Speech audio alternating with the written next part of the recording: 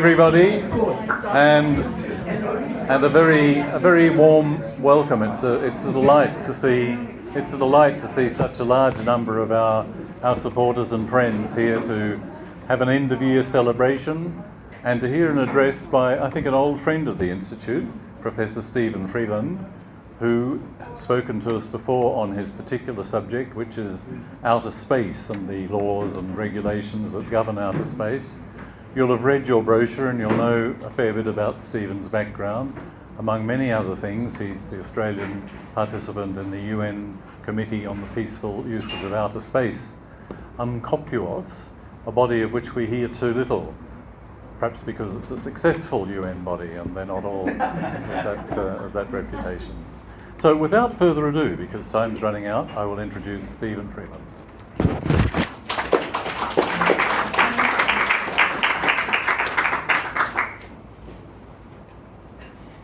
Thank you so much, Ian. It's such a pleasure to be here. Thank you very much for the invitation. Hi, everyone. Thank you for joining. I can see I'm the only one wearing a tie, so... Afraid to take it off? No, I'm a dinosaur. We okay? All right, thanks. I'm a dinosaur, and you know, it's the only thing that differentiates us from each other, I think. Hey, thanks everybody for coming. I know December is mad, and there are some people I know from Optus who are here, and they left a Christmas bash to come and hear about space. So I'm grateful for that. So my name is Steve Freeland. I have spoken here quite a while ago, but I've also spoken at your chapter in Melbourne a few times and other places. I'm an international lawyer, have been for a long time, I've had a number of careers, and I won't bore you with all the details, but I'm an international lawyer, both as a practitioner and as an academic, although I really am a bit of a former academic now, I think. I'm an emeritus professor at Western Sydney, and I'm associated with universities in various countries around the world.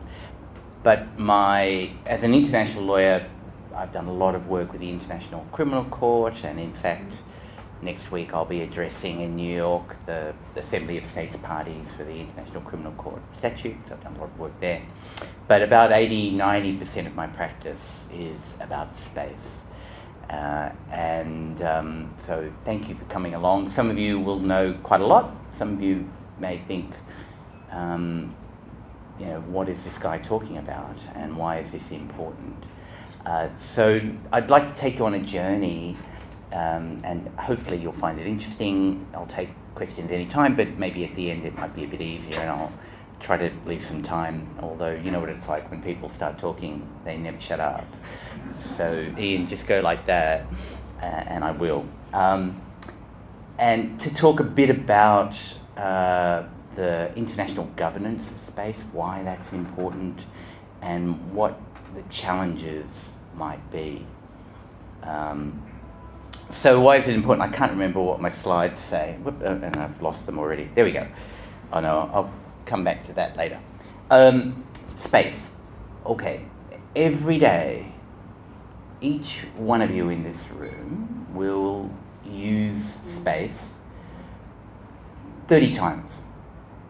And it's not just your phone and the GPS in your phone, although I used it to get here and of course turned down Sussex Street instead of Kent Street. So it's not just the GPS in your phone. You will use space for so many reasons, from financial transactions to weather forecasting. We use it for all sorts of infrastructure, transportation, disaster management, navigation management, looking at our borders. The list goes on and on and on. I'm a tragic Arsenal supporter, for those of you who like the British football, and although they're coming first at the moment, but that's the tragedy of Arsenal, because yeah, that's right, that's the tragedy of Arsenal.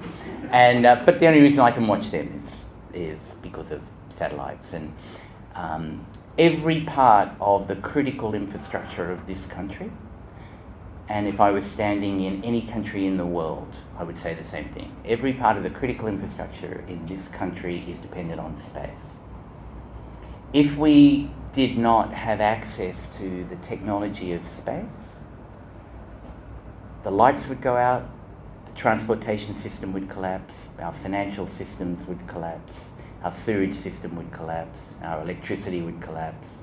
I said that already, yeah. Everything would happen. We would literally be back in the dark ages. And so when I talk to people about space, and I have the honour of speaking around the world quite a lot, people say, well, space, that's the future. And, the message I've got is space is not the future. Space is mainstream. It is here now, and we just don't talk about it, and I think that's, if you take anything away from these words, take that away, I think, if you didn't already know that. It's critical to infrastructure, and I've done a lot of work, for example, with the Australian government, and it's really been difficult to get them, there's a lot of discussion about cyber, and, for years and years I've been pleading with the relevant ministers to say, look, whenever you talk about cyber, just add the word space, right? Cyber and space, because they're interconnected anyway, but there are similar issues about critical infrastructure. But space is part of the critical infrastructure of every country. Point number one. But it's more than that. Point number two, it's no exaggeration to say this, that every person on the planet is touched by space. Every person on the planet is touched by, looks at the moon. And one of the jobs I've got at the UN, appointed by COPOS, is to chair all of the discussions about what we're going to do with the moon. There are, in the next 10 years, there are at least 100 missions going to the moon. Every person on the planet is touched by space. Space is multifaceted, it's everywhere, in everything you do, but it's also, if you like, multidisciplinary in the sense that there are so many different voices. And I can't remember whether I've got a slide to that effect or not, because I did prepare I've just come back yesterday from overseas, so I sent these slides to Ian and Jessica about 10 days ago and then promptly forgot about it, so I apologise. Okay, there's lots of law. I'm a lawyer, part of what I do is law. There's lots of law about space, and I think these slides will be made available afterwards. I'm sure we can. Yeah, if you want, just contact them. So I apologise, there's lots of words. Don't worry about the words, but I'm talking to them. There's lots of law. So occasionally you will hear from particularly certain sectors of certain societies about this being the wild, wild west. So another takeaway, if you take away anything from what I'm saying, is that first line. It's not lawless. It's certainly not the wild, wild west. There's lots of law in lots of different forms. And Australia has an important role to play in upholding that law. So we've got, again, this is not a legal lecture, but we've got law created almost from day one. Now, day one is, we've been exploring space for a long time, but in a sense, the tipping point was Sputnik 1. Now, what year was Sputnik 1, ladies and gentlemen? 57, correct. I know that because I'm a Sputnik baby, right? I was born in 57. So when I was about 2 months old, in nappies, the Soviet Union sent the first human-made object into Earth orbit. There'd been stuff going on before. Obviously, we're in the midst of a Cold War. Obviously, space is seen as with military and strategic eyes. obviously Werner von Braun and all of those people that were involved in the V2 and V1 rocket program of Nazi Germany are involved in the space program, and also, as you know, in the Manhattan Project and other things. But Sputnik changed everything. It changed everything in various ways, but up until then, we weren't sure where our sovereignty ended. So you're all aware, international law is about territory and sovereignty, and countries love territory and they love to have sovereignty because, of course, they can pass whatever laws they want and control what goes on. And international law allows for sovereignty over your landmass, your territory, over your sea, and over your airspace. There are slight wrinkles about absolute sovereignty, but don't worry about that. And there'd been postulations about how far did our sovereignty extend upwards. And some postulated before Sputnik that sovereignty extended in a limitless way. And Sputnik comes along, starts circling the Earth, and obviously is overflying countries. Sputnik, I think, circled the Earth about 1,500 times over a period of months, and nobody said, "Get off my land." Nobody said, "You're trespassing."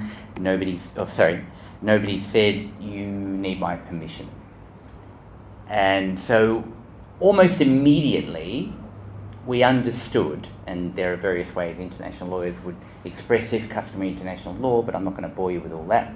But it was understood that there's something above airspace within national jurisdiction, part of the sovereignty. Australian law applies to Australian airspace. There's something above airspace, we shall call it outer space, that is beyond national jurisdiction.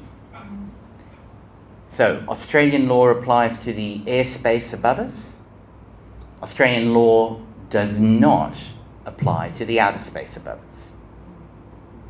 Instead, over time it's been developed, we've got a whole range of international law. So you're probably more familiar with the high seas under the law of the sea. You know, there are analogies there. There are differences, but the analogies also exist in the high seas. The high seas is an area beyond national jurisdiction. Australian law does not apply in the high seas. It'll apply to vessels on the high seas through a registration process, we understand that, but it doesn't apply to the area. Likewise with space.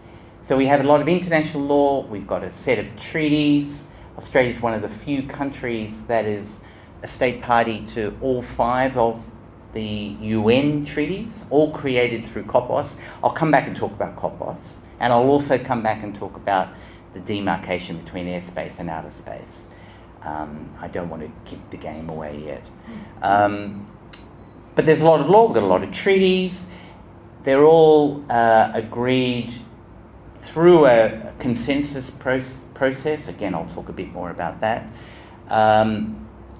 And for a whole lot of political reasons, the last of those treaties was in the 1970s, late 1970s.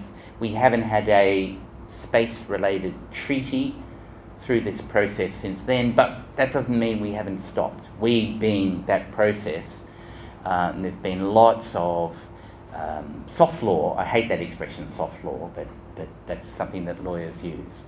A lot of soft law, other instruments that are not in that binding sense treaties, but also help guide us forward in a governance structure. And by and large, notwithstanding everything that military will say about the wild, wild west, notwithstanding all the rhetoric that you hear, these laws, and in various forms, have meant that space has worked. It's worked since I've been in nappies. Notwithstanding incredible developments in technology. You're all aware, our iPhones, right? Think of iPhones magnified, multiple times in terms of diversity of activities, diversity of actors, scope of activity. It's extraordinary what we can do in space or what we plan to do in space.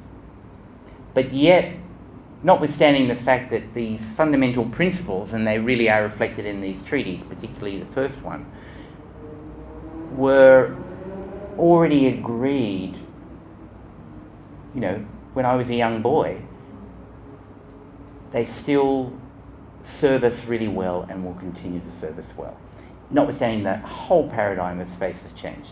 That's not to say that it's not perfect. We need a lot more now to augment what is going on from a geopolitical viewpoint, from a technological viewpoint, from a cultural viewpoint, from an environmental viewpoint, etc.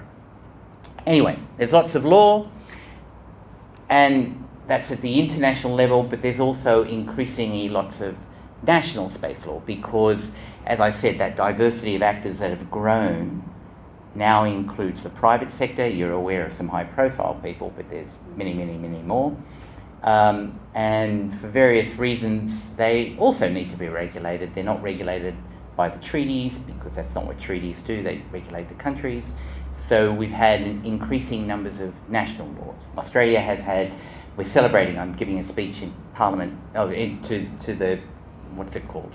The Joint Consultative Committee of Parliament next week to celebrate the 25th anniversary of Australia's space law. We've had national space law since 1998. And I've had the pleasure of working with about 20 countries to help them develop their national law policy and strategy, including Australia and New Zealand and others. So we've got lots of law. So I'm going to go now through what I see as certain challenges that we have to face, given that, in my opinion, it's worked reasonably well, but we need now to, whilst respecting those fundamental principles, realise that this is a really challenging area. And it's challenging for a whole range of reasons. And the first thing, and I've already really talked about this a bit, so I'm going to go through 6 challenges. There are many more, but I'll go through 6. So the first challenge is, what did I say? As I say, listening to all the voices, because space touches everyone in different ways. Of course it's about science. Of course it's about military and national security. We can't help that. Of course it is. Of course now it's about the commercial sector. Of course it's about geopolitics and domestic politics. But it's also about culture. We have so much to learn from our indigenous peoples.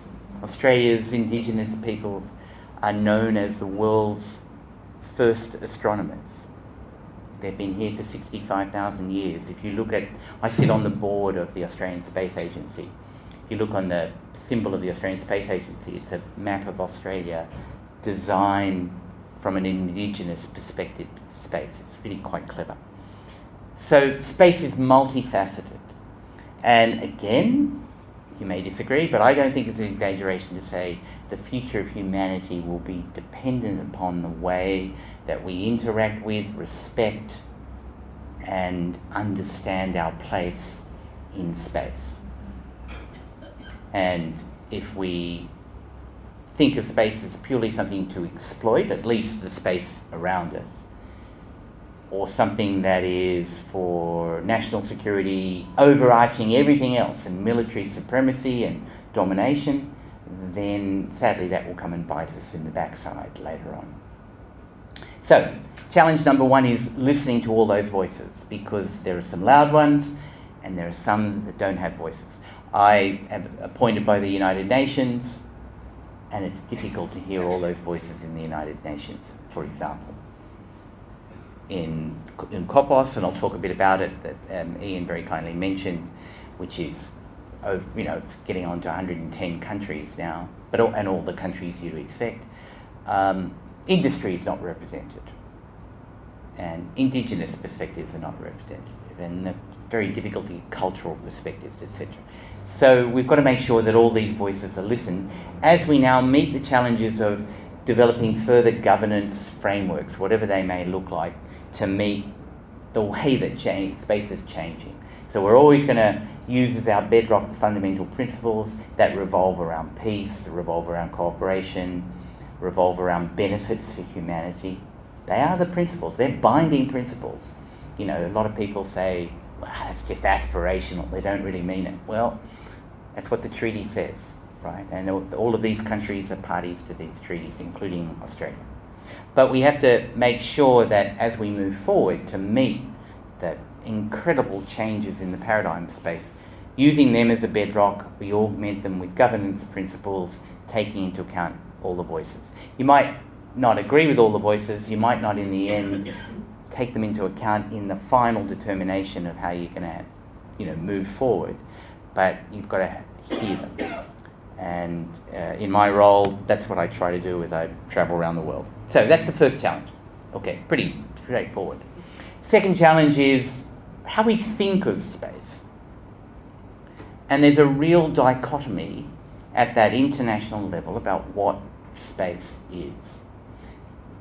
So as I said, the antecedents of where we are now, even the antecedents of Sputnik on that fateful day, come from the military.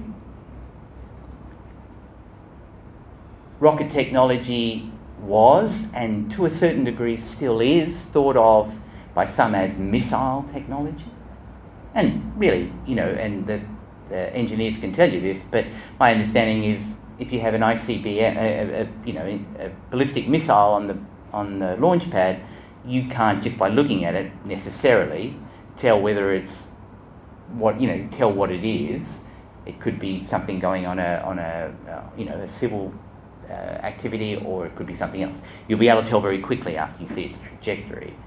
But space is often been regarded as akin to missile technology, military technology, need-to-know technology, etc. And of course, it's not surprising that was the initial thoughts given the geopolitical times. You're all aware of the Cold War period. The two protagonists were also the two main players in town when it came to space capabilities.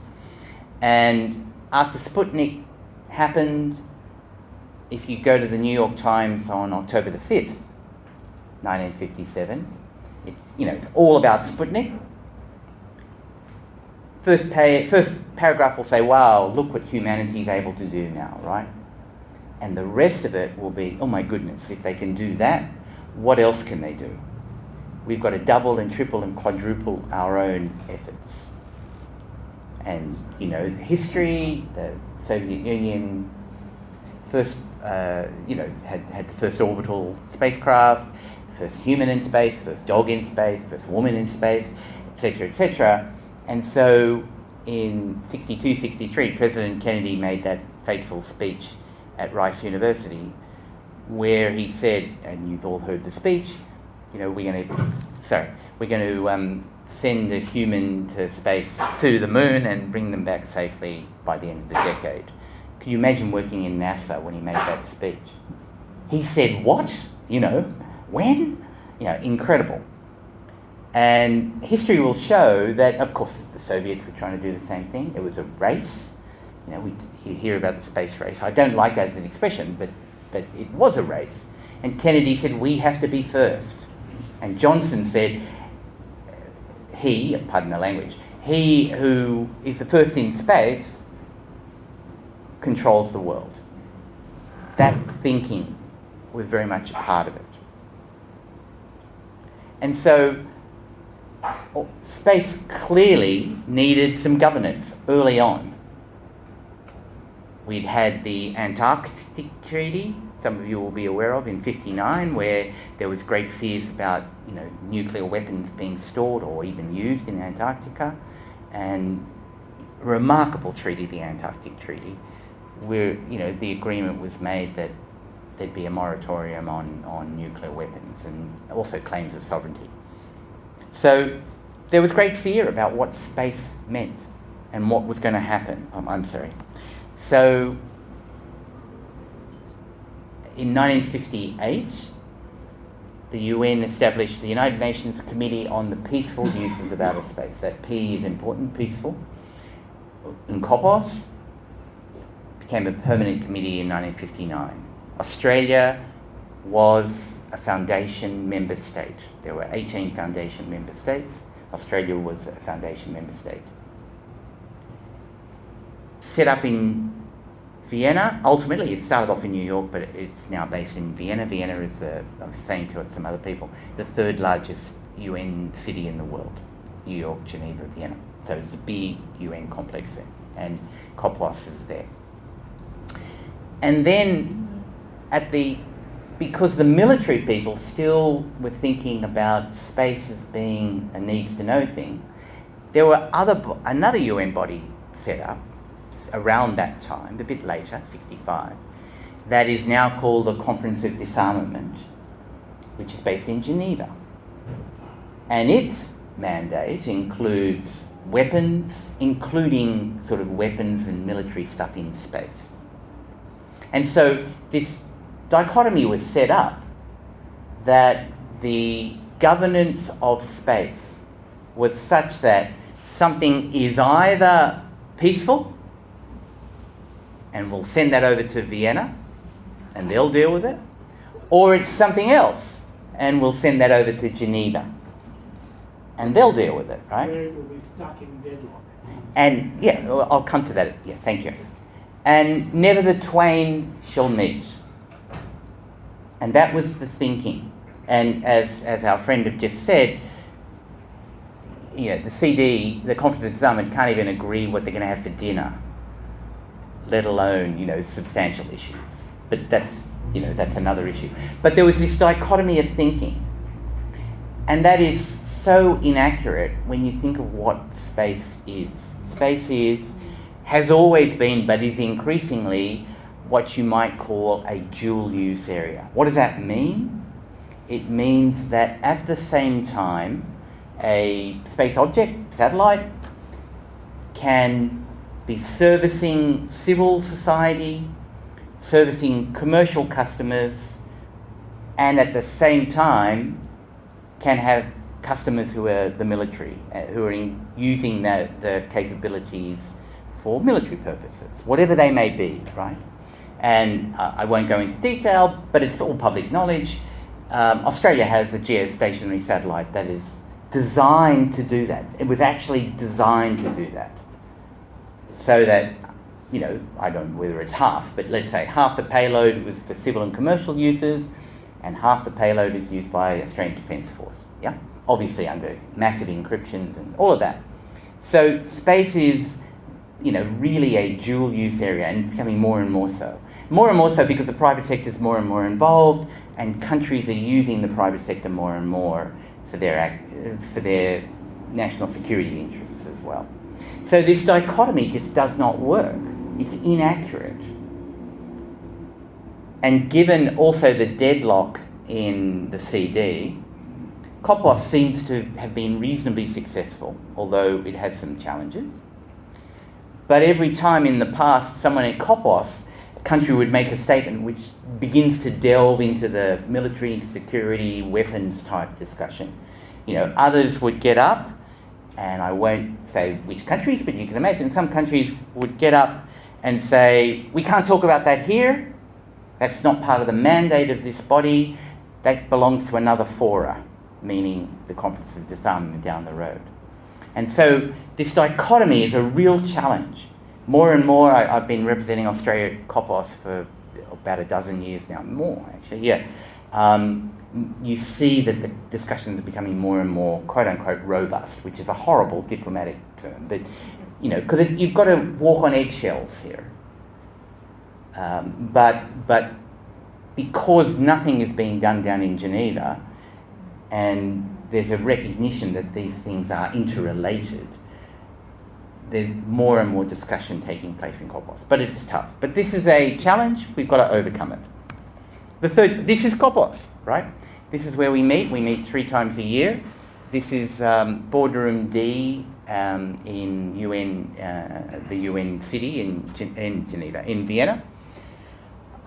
If you look very carefully, you probably see the back of my head. Australia's right at the front, so you can't fall asleep because you're, of course, sitting right in front of the chair. Established in '59. It's got 2 subcommittees, so one with its mandate to look at the scientific and technical stuff, and one with its mandate to look at the legal stuff. And it meets 3 times a year. So scientific and technical subcommittee will meet for 2 weeks in around February. Legal subcommittee usually meets around April, and then it meets in plenary. COPOS itself meets in plenary in around June, July to adopt the reports and do other things. But the subcommittees are the 110 countries.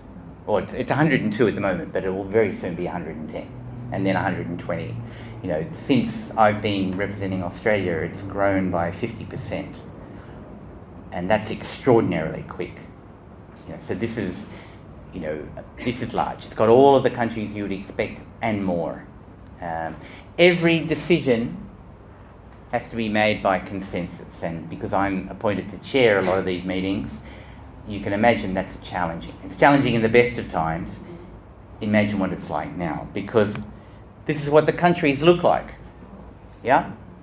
And you can see that, well, they're from all over the world. Industrialised, the most industrialised, the least industrialised. Every type of heritage, history, value systems, religions, cultures, economics, everything is represented here. And in a sense, I was in Korea 2 days ago, and I used this word and then people misunderstood. But to a certain degree, every one of those countries has a veto. We don't vote, but because every decision has to be taken by consensus, nothing is agreed until everything is agreed by everyone. So at least the voices of, I don't know, Rwanda or Vietnam have the opportunity, and they do express their voice. My job is to get that consensus. And as I said, it's tough, right? There's PhDs to write about consensus building, and I'm sure your interns talk about this in their studies. And there's PhDs to write about what is consensus anyway. You know, is it everybody agrees or an agreement not to agree, etc., etc. If we were to say, okay, where are we going to go for dinner tonight?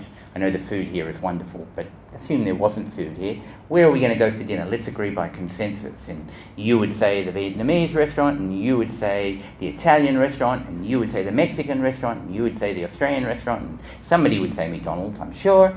And, you know, in the end, you don't like that person, so you don't want to go to the restaurant you may not be rational, but you don't want to go to the restaurant that person suggests. So in the end, we'll go to a restaurant that perhaps is none of our first choices. And you might, you'd laugh, but that's happened. You know, every time, for example, I can mention 2 countries, because every time Greece says something, Turkey disagrees. And it could be about, let's have a 5-minute break. Yeah? It gets to that point. Now, that's only a small example of, you can imagine, right? But consensus building is incredibly difficult. I have a lot of coffees on the side, right? But that's the challenge, because if this body is to stay relevant and be in a position where it can adapt to all of these incredible changes, we've got to find ways of consensus.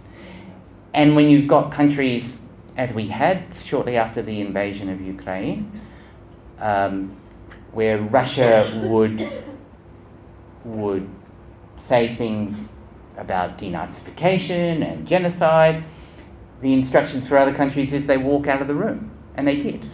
There was one embarrassing situation for me because I didn't get the memo from DFAT about walking out, and a Russian delegate was saying and talked about denazification, and all of a sudden everybody started leaving the room, all of the Western countries and others, and I'm sitting there going, what the hell is going on here, right?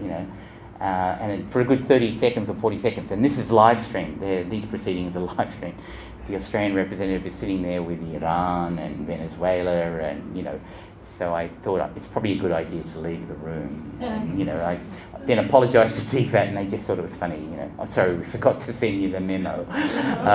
Anyway, life's like that.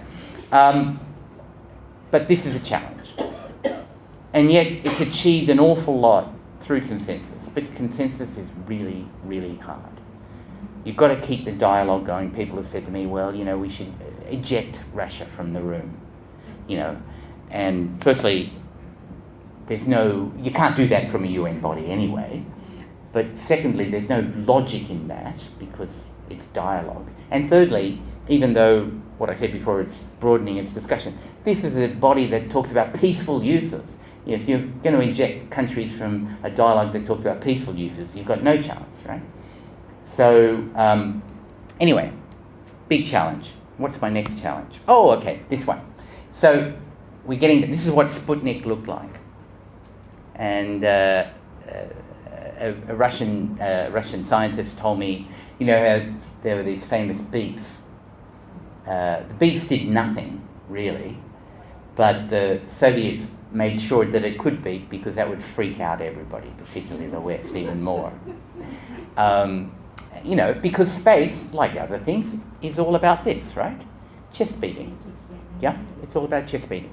So, as I said, we had this instant customary law, that there's something above airspace, national jurisdiction. We'll call it outer space. It's a completely different legal framework. One is national law, one is international law. Yeah? National law does not apply in space. So, what's the obvious question? Where's the border? Where's the border, right? You want to know where New South Wales ends and Victoria begins, right? Because there's different laws. So, where is the border? And clearly that's almost the first question that was on the agenda of COPWAS way back when I'm still in nappies. And the answer is we still don't know the answer. Because there is no consensus agreement on this. There have been multitudes of theories about this. Let's just pick a number, whatever it is, or where the atmosphere ends. That's not probably a very good one because the atmosphere doesn't end uniformly and it changes. But there's a whole range of theories about it. They're always discussed. This is on the agenda every year at COPWAS. They have agenda items. And it's on the delimitation and definition of space. And every year you get maybe 20 or 30 countries, probably more from the less industrialised, less spacefaring capabilities, saying we need this now. We need to understand where space begins. We need to understand where sovereignty ends. We need to understand for a whole range of reasons. And then you get 10 or 15 of the more industrialised countries, including our country, who will say, well, if it ain't broke, don't fix it. We don't need to know. So this is not a legal question at all. This is a political question. And the real reason why, because the big boys and girls don't want that line. Right? They want the wiggle room so they can do funny things above your territory. Because, as soon as you have the line, it's clear if you go below the line that you're infringing sovereignty and violating international law. And nobody wants to be you're accused of violating international law. So it's purely a political question. Some say that we must decide this and that'll be driven by technology, suborbital flights. If you go on a Richard Branson thing, you want to be an astronaut, right? You don't want to be someone who's flown very, very, very, very high in the air. Doesn't quite have the same cachet, yeah? So, some say that this will be driven by the commercial sector, but it won't be. This is politics, pure and simple. Nothing, the fact that we don't know where this imaginary line is hasn't stopped us engaging in all these activities. But, you would have thought this is quite a strange phenomenon, and it's indicative of how complex all of these discussions are. So it's a challenge. Will we resolve it? I can't see it in the short term. And various countries, particularly many of you in the room will be aware there is a particular orbit about 36,000 kilometres above the Earth called the geostationary orbit, where the Optus satellites are. That's an orbit that has particular characteristics, by and large, and this is not accurate, but by and large, a satellite there is moving at exactly the same speed and rotation as the Earth, and therefore it appears as if it's stationary, right? So you get your satellite dish and you can just point it and you never have to worry again, right? If it was on any other orbit, you'd be constantly on your roof moving your satellite dish to get the connection in the right way. I've completely oversimplified it, and I know Mike is appalled. The engineers from Optus are appalled by my explanation, but you get the idea. How high is it? About 36,000 kilometres, but in that range. So 1,000 kilometres. International Space Station is 300 kilometres, so you can see. But GEO is an equatorial orbit. It's over our equator. And in the 70s, as geopolitics, the smaller countries were thinking that the larger countries were colonising space and using it, in ways that they couldn't use, began to claim. They said, well, because there's no definition, no end to where, we don't know where space begins, we claim that part of GEO as part of our territory and you need our permission. But of course, that's not what law is. And nobody accepted that. But that was in the Colombian, I think it still is, in the Colombian constitution, that they still say that the part of GEO above their territory is part of their territory. It's not in there anymore, it was until recently. So, politics. Okay, the fifth thing is, and I'll speed up because I don't want to go too long. Space has changed completely. It used to be 1 or 2 or 5 countries. It used to be all about countries. If you fast forward to now, we've got global economies of $400, $500 billion. We've got a massive number of private actors. We also have many, many more countries with space capability.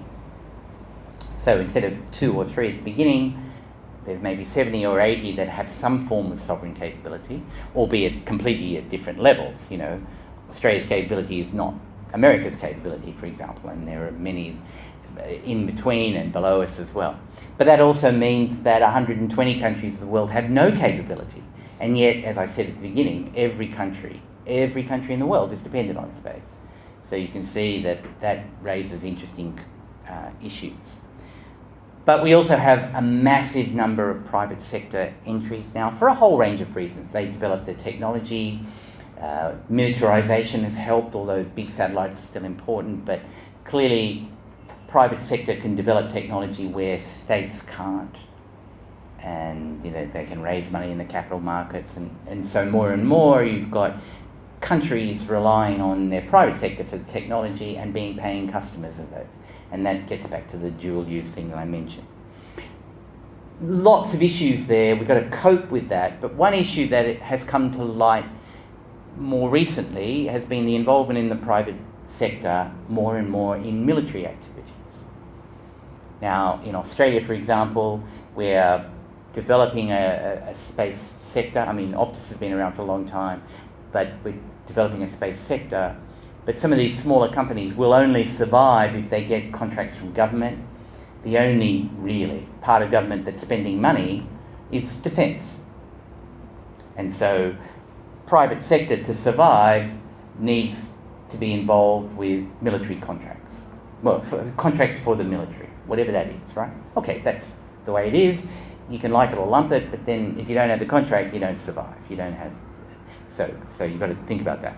But more and more, the military is dependent on this technology. So if you think about the war in Ukraine, and all of you are aware, of course, about the Starlink satellite network, and it played an increasingly proactive role in supplying services, connectivity services to Ukraine, initially for defence, but maybe for some other purposes as well. Initially, that was done really with the blessing of the United States, and then it starts to get hazy. Yeah. And there have been, again, we don't have time, but we can talk about it over a drink later. There are situations where the Starlink has been turned off to the Ukraine, right? And I don't like using that person's name because everybody is seduced by that one company. No, not by the person, but space is about so much more than those people. But in this case, of course, it's a Musk company. But here's the rub. We don't know what's really going on. But if you speculate that increasingly the US is firstly paying for those services to be provided, the US government is paying for those services, paying Starlink for those services to be provided to Ukraine, and secondly, directing how those services will be used. Okay, Starlink, do this, but don't do that, right? We don't want them to have too much of you because they might, I'm only speculating, right? They might use that to attack Moscow. We can't have them attacking Moscow. You get the idea, right? So there comes a point where, as the private sector gets involved, that difference between private sector providing services and acts of state becomes very blurred. And that has massive implications for international law. Okay, I'm getting, right. So I'll move on. Okay, the last thing is space debris. Biggest challenge we have. Since the day I was born, we've probably launched about 16,000 things into Earth orbit and beyond. And out of those 16,000, we have literally hundreds of millions of pieces of debris in orbits. And we can only track about 35 to 40,000. Our technology only allows us to see things that are about 10 centimetres or more. But there's hundreds of millions smaller than that. Each one of them moving at orbital velocity, which is, depending on where they are, anywhere between, let's say, 7 to 15 kilometres per second, yeah? So imagine the energy that's generated by a collision. So any collision will destroy anything, creating more debris. And so way back in the 70s and 80s, NASA scientist Donald Kessler talked about this cascading effect. And so this Kessler effect. And some postulate we're already at that tipping point where it's irreversible. And if space becomes unsustainable, then we all will suffer. The lights will go out, ultimately. So there are a whole range of other areas. I won't go through them all, but so many challenges for governance. And yet, as I say, we're moving forward. Sometimes we don't question why we do things. For example, commercial exploitation of space resources. I chair, as I said, my job is to chair that countries to work out how that works. Donna, my darling wife, says that my job is to protect the moon, which is quite a nice thing to say. So we haven't really asked the questions why, but there are a whole range of arguments. But we've got human spaceflight more and more, depending on what you believe. We've also got other technologies. Last slide. And as we move forward, we've got to listen to all these voices. We've got to accept that there are all these challenges. We've got to try to have a holistic view. As I've done a lot of work for governments around the world, and you know how you hear that expression, it's a whole of government approach, right? There is no such thing as a whole of government approach. When I talk to governments about space, you go and see their Defence Department, Defence Ministry, they've got one view about what space is. And then you see the Department of Industry, they've got another view about what space is. And then you go to Foreign Affairs and they've got another view about what space is. And you go to Finance, well, you can imagine what the finance people say, right? They've got another view about space. So whole of government is what we need, but it's hard to get. Australia's grappling with that, but I think we're getting better. And we've just got to keep moving forward, because in the end, we all have a common interest.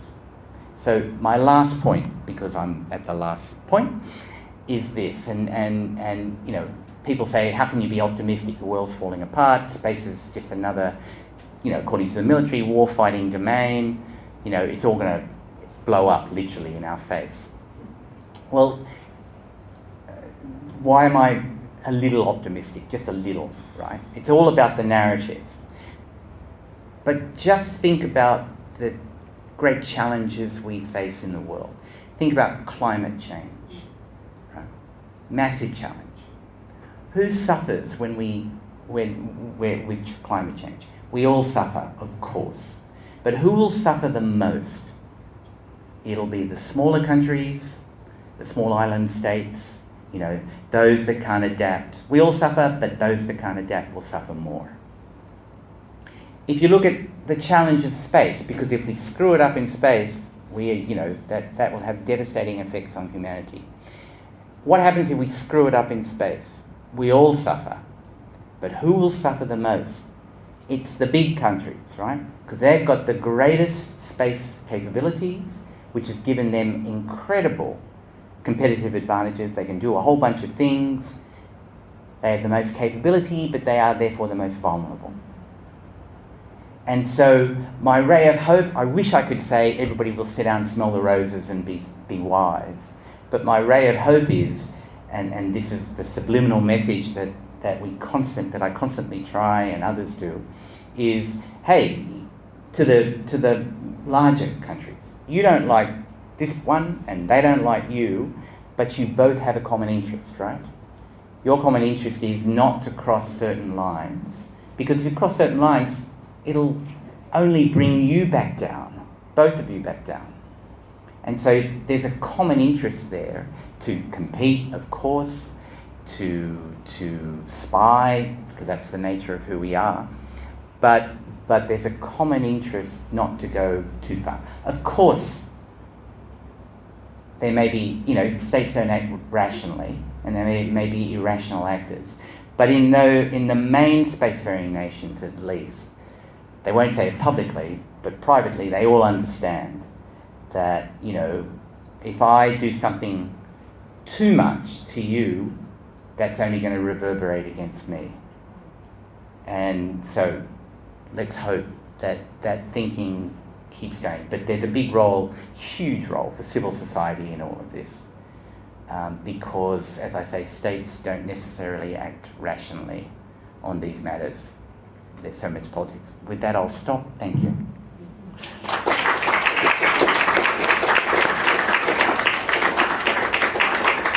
Thank you, Stephen. Thank you very much. We now have a couple of minutes here in the hall. 1, 2, 3, 4 questions. So 5, 1 second each. Starting with John Hallam. Please wait for the microphone and please keep it short.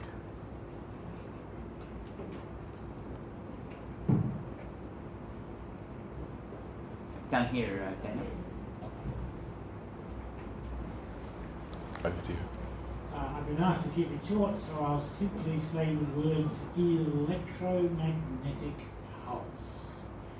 I assume that your committee must at some point have discussed the potential impacts of nuclear explosions, particularly from devices optimized for gamma ray production, which really will turn the lights off. Shall we just get all the questions and I'll try to remember.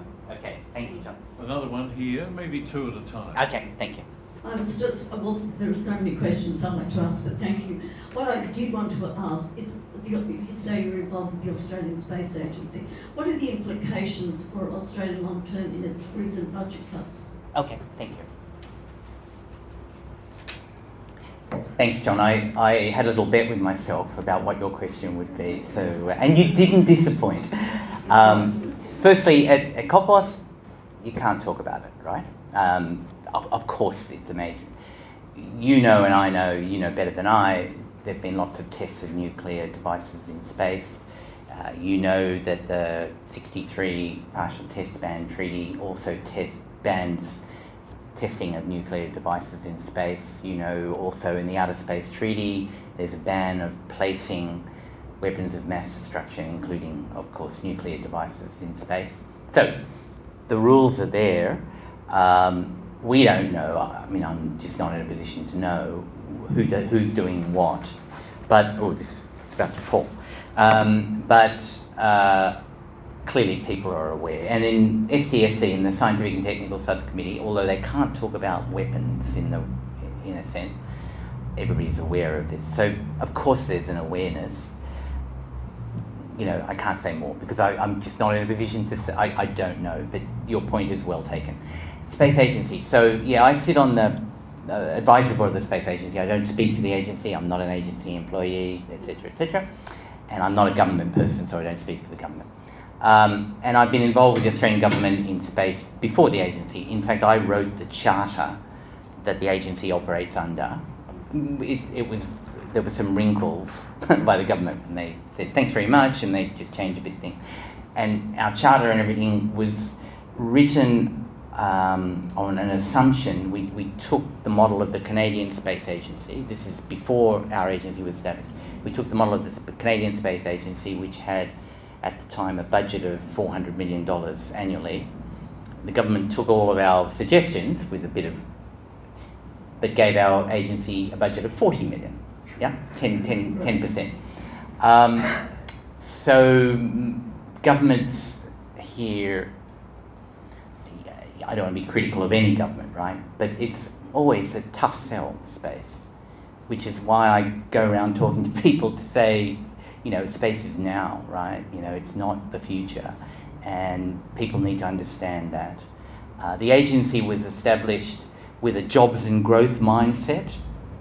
It had KPIs about growing the economy and getting jobs, but I think that's changed now because of the geopolitical realities, and it's, the agency, which was set up as a civil agency, clearly talks to our military a lot. In fact, on our advisory board, Kath Roberts sits, who's the head of the Australian Space Command.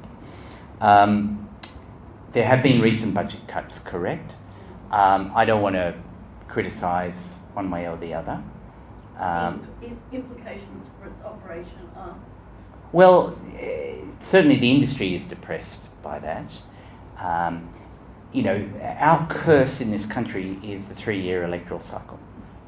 We know that. And I've worked for the Australian government on space from about 2015, and I think I counted the other day, there have been 11 ministers that I've worked with. So there's no continuity, and each new minister, it's like when a new minister comes, there's a term, a letter of expectations or something. There's something that the agency, and all agencies, have to deliver to their minister. The minister then signs back about what his or her expectations are, and that changes.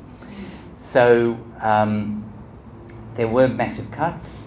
It depends who you talk to. If you talk to the industry, they'll say this is a disaster, how dare they? If you talk to government, they'll say, well, we had to pick and choose, and this was something that didn't make sense. Personally, I think it's somewhere in the middle, to be honest. But clearly, money is an issue for many of the space industry people. And they need government contracts. And then, as I said, government contracts will come from defence, because they are the only ones who are really spending money. Defence now is saying, rather than buy Australian, they're saying we need capability now, today, geopolitics, China, Russia, whatever, right? We need the capability now. And by and large, with the exception of some of the people represented in the room, those companies don't have that ability to provide that capability.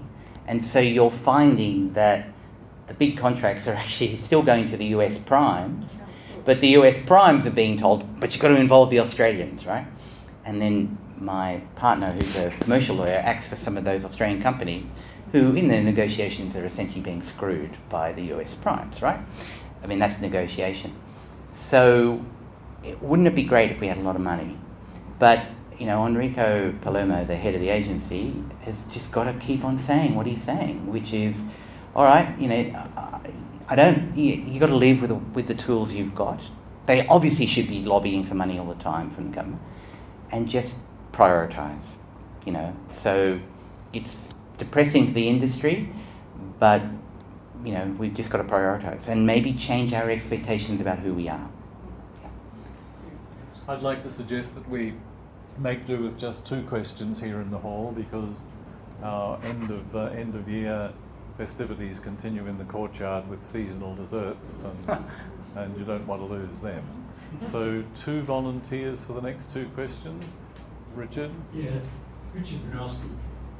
I think I got you right when you said Australia has one probably geostationary satellite that's both military and civilian. How does this relate to Pine Gap, which has the CIA has two enormous geostationary satellites which cover the world, invigilate private conversations, target whatever the United States wants to target in terms of assassinations, supplies data to the Israeli forces who are fighting in Gaza. Is this part of the CIA thing you're talking about, or is it some independent? I'm not talking about CIA. Never have. Didn't mention that. Why not? Have nothing to do with it. It's got a lot to do because they're in Australia. Well, it sounds like you know more about it than I do. I probably do. Yeah, you probably do. I wonder why you don't mention it though. You're an academic, you should be independent and be able to discuss Well, this. if I'm not independent in your eyes, I'm sorry, but I can tell you I am fiercely independent. Right. I guess that one's going to continue over refreshments. We have a gentleman over here with our final formal question. Switching gears a bit to deep space. I'm sorry, sir. Switching gears a bit to deep space exploration. So beyond support, it's like being given on the venture. What's a very quick opinion on the state of? Closer to your mouth. Sorry, can you hear me now? Yeah. Again, sorry about that. What's your opinion on the state of regulation at the moment? And would you advocate private sector leading that deep space exploration? Deep space. Yes, or should we hand that put down? I did put that on hold for the time being. Yeah, well, lots of countries. I've just been at the UAE recently, and they now have they've got the Hope Mars mission, so they sent a satellite around Mars, and they're now looking at going to 6 asteroids to do various bits of research. So, it's a mix. I'm not advocating the private sector should do it. I'm not advocating the state should do it. I think in the end it'll be a mix. But the reality is the private sector is capable of developing technology in ways that many countries can't. So I think it'll be a mix. It'll be public-private partnerships. The only thing we have to worry about, and I will mention this gentleman's name, Mr. Musk has talked about, for example, colonizing Mars. I mean, he doesn't know what he's talking about. He doesn't know what he's talking about. I mean, he's a clever guy, much cleverer than me, but he doesn't know what he's talking about on that. We just have to ensure that whatever is done, we have frameworks in place. Do you think they exist at the moment? You know, Yeah, I think I'm comfortable. No one's going to mine the moon. No company's going to go up there and mine the moon now. Without the rules being set. They're not going to do it because firstly they don't have the technical capability, but the outrage would be crazy. And every country, because of that national law, right? But every country has the obligation to ensure that any private sector participant in space who's within their jurisdiction does things that are in compliance with the fundamental principles. That's what it says in the treaty. So the treaties don't bind the private individuals, but the states have to make sure that what the private individuals do are in compliance with these principles. Right? So, the United States has important jobs to play in the way they regulate the Musk companies. The European countries and the European Space Agency has important roles to play the way they regulate their private individuals. So I think it'll be a bit of both. But deep space exploration is something that's exciting. That's what people want to do. That's what, we want to learn about who we are and what our place is in the universe. And I think as long as it's done for peaceful purposes, I think it's a great thing, to be honest. I wish we focused on it more. Usually at this point of our events, I tell you about what's coming up next.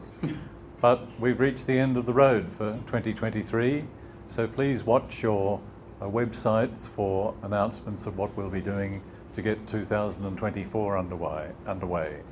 So shortly we'll invite you to go to the courtyard and continue informal questions and inquisitions, as the case may be, over our end of year seasonal refreshments, as we've been calling them.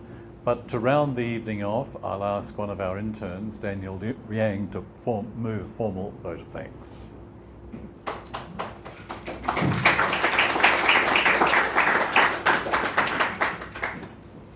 Hi, on behalf of the Institute, I'd just like to say thank you very much for your talk. I believe it's really informative and really relevant to not just our future, but our present. So now I'd like to move with a motion of applause. Thank you.